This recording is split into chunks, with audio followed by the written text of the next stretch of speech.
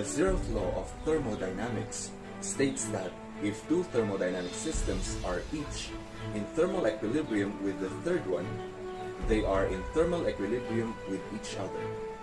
And today I'll be explaining the concept of the Zeroth Law of Thermodynamics through a simple experiment. For the experiment materials, we have to prepare 3 containers, one for hot water, one for cold water, and one for regular tap water, 3 thermometers, and a timer.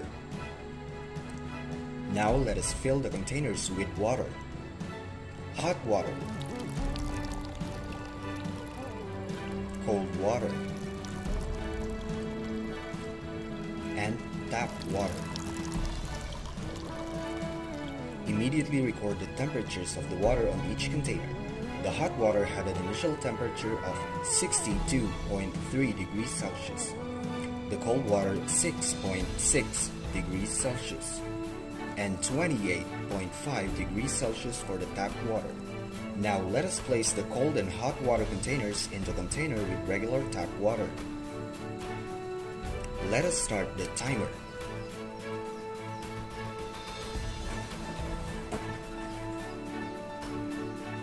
After 5 minutes, the temperatures are now 48.3 degrees Celsius for the hot water, 14.5 degrees Celsius for the cold water, and 28.1 degrees Celsius for the regular tap water.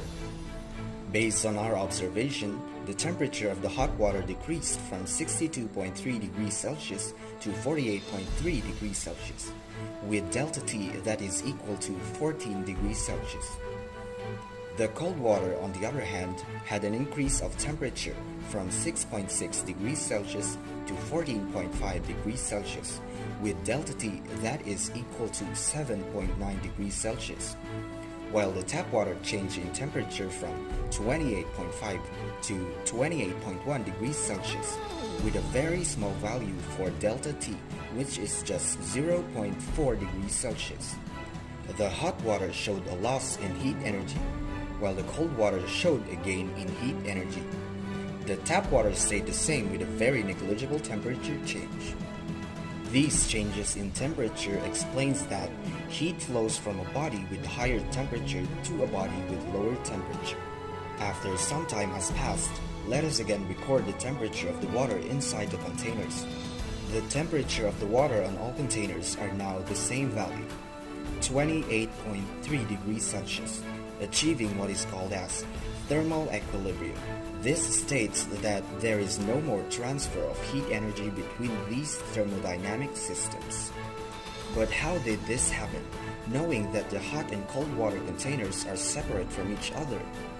As we mentioned earlier, heat travels from a body with higher temperature to a body with a lower temperature.